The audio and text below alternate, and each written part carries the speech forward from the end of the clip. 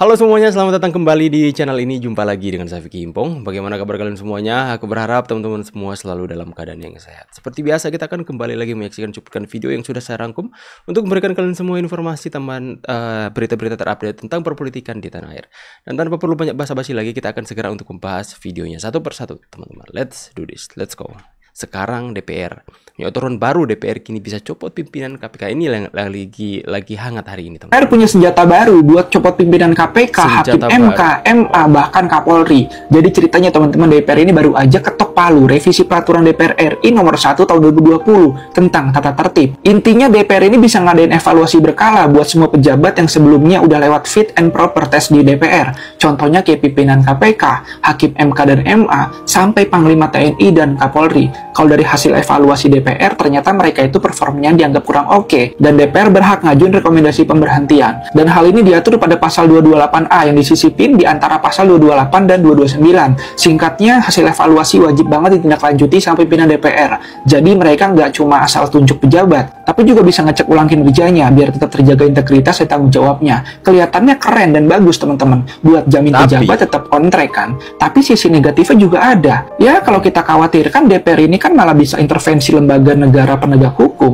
bikin independensi KPK atau hakim jadi terganggu. Misalnya kalau ada tarik-menarik kepentingan politik, bisa aja pejabat jadi lebih mikirin gimana caranya nyenengin DPR biar nggak kena copot. Dan jelas hal ini bisa berpotensi mengganggu kemandirian kerja mereka kan. Nah gimana menurut kalian teman-teman? Apakah revisi ini solusi biar pejabat lebih bertanggung jawab? Bagaimana menurut kalian semua teman-teman? Apakah ini juga karena info yang beredar yang cukup viral di mana Pak Prabowo akan memerintahkan KPK ya, atau KPK akan melakukan pemeriksaan kepada anggota DPR yang kedapatan itu dia menerima aliran dana dari BI. Ya, apakah karena itu tiba-tiba dibuat seperti ini mendadak sekali? Oh, ada apa? Ya, kita hanya bisa menunggu waktu yang akan membuktikan seperti kata Pak Jokowi, teman-teman. Tempo kali ini kelewatan banget. Mereka menyebarkan hoax meninggalnya seorang nenek gara-gara antri gas. Mereka beritakan kabar itu pada 3 Februari 2025 lalu melalui media online mereka, Tempo.co. Dalam pemberitaannya, Tempo menulis, "Malang nasib yang menimpa Yoni binti Saman, perempuan 62 tahun ini tutup usia usai mengantri LPG 3 kg. Yoni diduga kelelahan usai mengantri selama kurang lebih 2 jam. Guna menguatkan narasi bahwa si nenek meninggal setelah antri gas, dalam ilustrasinya Tempo menyertakan foto warga sedang antri. Tempo nggak hanya sekali memberitakan kematian Yoni, mereka kembali memberitakannya pada 4 Februari 2025. Dalam pemberitaan yang kedua, Tempo menulis, akibat kelelahan mengantri gas, seorang warga RT 001 RW 007 Kelurahan Pamulang Barat, Kecamatan Pamulang, Kota Tangerang Selatan bernama Yoni dikabarkan meninggal. Tempo mengutip pernyataan seorang warga di daerah yang bernama Saiful. Rupanya tanpa mengecek lagi, Tempo langsung memberitakan kabar itu.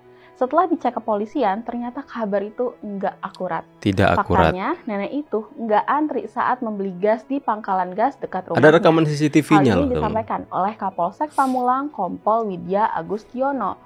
Menurut Widya, setelah ada kabar meninggalnya seorang nenek karena antri gas, kepolisian langsung mengecek ke lokasi meninggalnya nenek itu. Mereka mendatangi pangkalan gas tempat nenek itu membeli gas 3 kg tersebut, guna meminta keterangan saksi.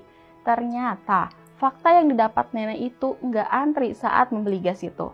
Nenek itu emang datang ke lokasi itu sekitar pukul 10. Menurut pengelola pangkalan gas, nenek itu langsung dapat gas itu tanpa melalui antri. Guna membuktikan kebenaran pernyataannya, pengelola memberikan bukti video CCTV polisi. Polisi menyayangkan pemberitaan yang menyebut nenek meninggal setelah antri. Posisi beliau nggak antri, kan di berita itu narasinya dia meninggal saat antri.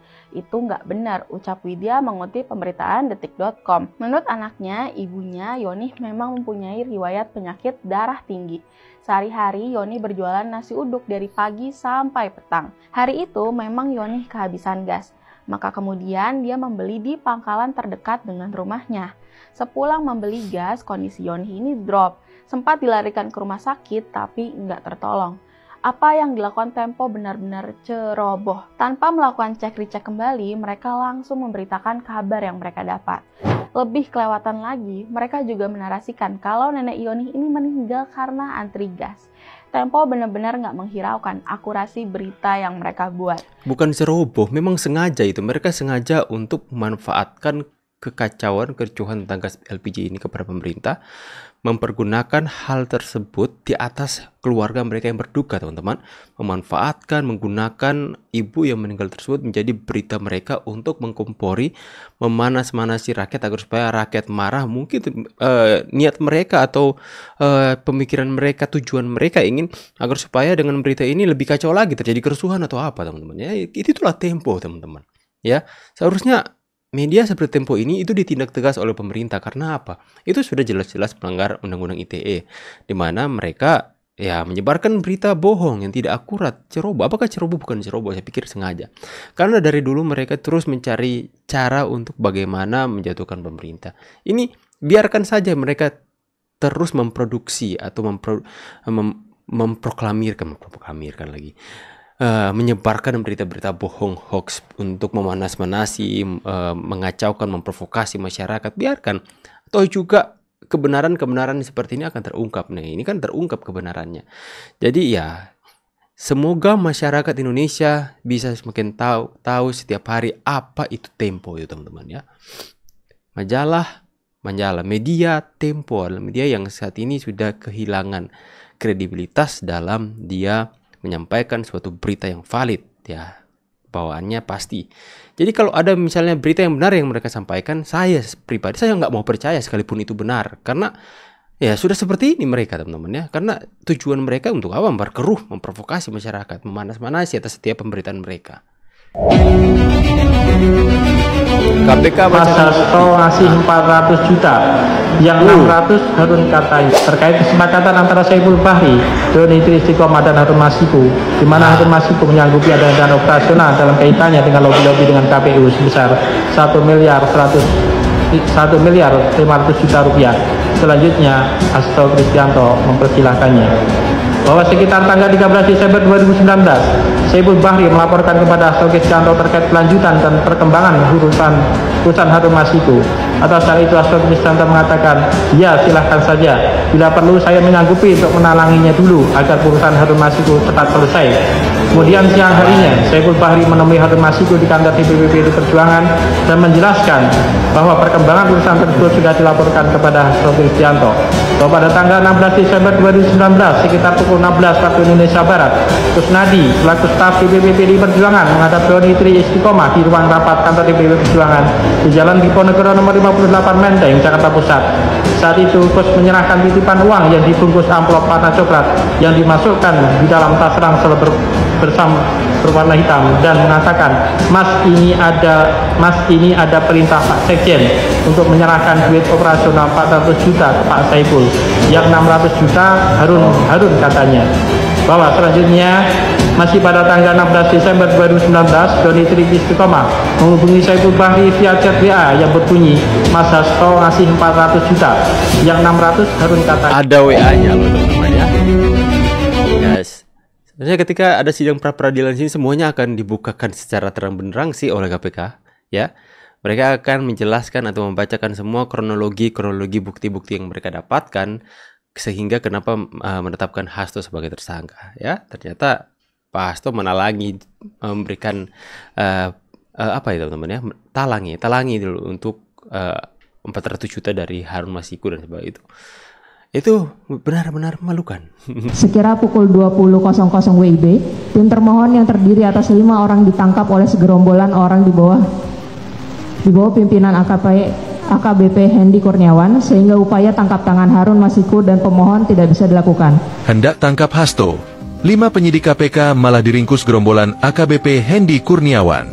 Biro Hukum Komisi Pemberantasan Korupsi (KPK) mengungkapkan, Sekretaris Jenderal PDIP Hasto Kristianto dan ex-caleg PDIP Harun Masiku kabur ke Kompleks Perguruan Tinggi Ilmu Kepolisian (PTIK) Jakarta ketika hendak ditangkap pada 8 Januari 2020 lalu.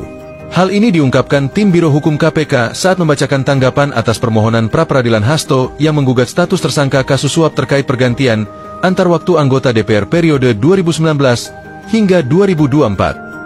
Hal ini juga sama dilakukan pengejaran kepada pemohon yang ternyata menuju PTIK, di mana lokasi tersebut sama dengan posisi Harun Masiku. Ujar tim Biro Hukum KPK di Pengadilan Negeri Jakarta Selatan, Kamis, 6 Februari 2025. Tahu kan si Hasto? KPK melanjutkan, ketika tim hendak meringkus Hasto dan Harun di PT IKA, mereka justru diamankan oleh sejumlah orang yang diduga merupakan suruhan Hasto. Sekira pukul 20.00 WIB, tim termohon yang terdiri atas 5 orang ditangkap oleh segerombolan orang di bawah pimpinan AKBP Hendy Kurniawan. Ujar tim Biro Hukum KPK, orang-orang itu menggeledah tim penyelidik dan penyidik KPK tanpa prosedur, melakukan intimidasi, hingga melakukan kekerasan verbal dan fisik. Alat komunikasi sejumlah petugas KPK yang memburu Harun dan Hasto juga diambil secara paksa. Sehingga upaya tangkap tangan Harun Masiku dan pemohon tidak bisa dilakukan. Ujar tim Biro Hukum KPK. Gerombolan AKBP Hendy itu kemudian meminta keterangan kepada petugas KPK hingga pukul 4.55 WIB pagi. Para petugas KPK dicari-cari kesalahannya dengan tes urin narkoba, namun hasilnya nihil. Dan baru dilepas setelah dijemput oleh Direktur Penyidikan termohon. Tutur tim Biro Hukum KPK, Hendy merupakan lulusan dari Akademi Kepolisian tahun 2000 yang berbakat dan memiliki pengalaman di bidang reserse. Saat ini Hendy pangkatnya Komisaris Besar, Kombes, dan menjabat sebagai Direskrimsus Polda Kaltara sejak 2022. Perwira dengan 3 melati di pundaknya ini dikenal dengan gebrakannya menembak mati para pelaku kejahatan jalanan. Hendy sangat dikenal melalui jargon tembak mati atau tembak kaki. Sementara itu, dalam perkara Harun Masiku ini, Hasto bersama ex-kader PDIP Saiful Bahri dan Doni Tri Istiqomah diduga terlibat suap yang diberikan oleh tersangka Harun Masiku kepada mantan komisioner KPU Wahyu Setiawan. Perbuatan saudara HK, Hasto Kristianto, bersama dengan saudara HM dan kawan-kawan dalam memberikan suap kepada Wahyu Setiawan, ex-komisioner KPU. Ya, semuanya terbongkar. Ada lagi teman-teman yang terbongkar baru. Ternyata ada operasi tangkap tangan kepada Hasto, Harun Masiku waktu itu. Kemudian ketika mereka mau melakukan operasi mereka, ada orang-orang Hasto yang menangkap balik anggota KPK yang para anggota 5 orang, mereka yang diintimidasi balik, teman-teman. Akhirnya Hasto dan Harun Masiku lolos. Aduh, itulah yang terjadi teman-teman ya. Itu disampaikan dalam sidang pra-peradilan. Dan semoga semuanya bisa terbongkar secara terang benderang dan masyarakat bisa tahu seperti apa mereka, teman-teman. Nih, ngeri gitu. Ngeli ya. Oke, silahkan tulis pandangan dan pendapat kalian di kolom komentar. Sampai tulis you on the next video and God bless.